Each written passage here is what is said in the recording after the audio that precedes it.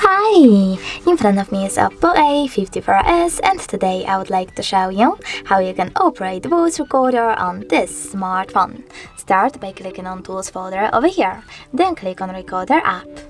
Now choose Agree and Continue, tap on Allow in the pop-up, and finally tap on this red button to start a recording. You can pause it and unpause it using the same one. If you wish to add a bookmark, click on the left one, and if you wish to end it and save it, click on the right one.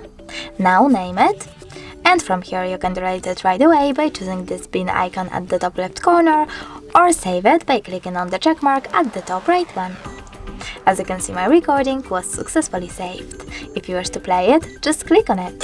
If you wish to delete it though, you need to hold it, tap on delete icon at the bottom right corner and confirm a choice in the pop-up.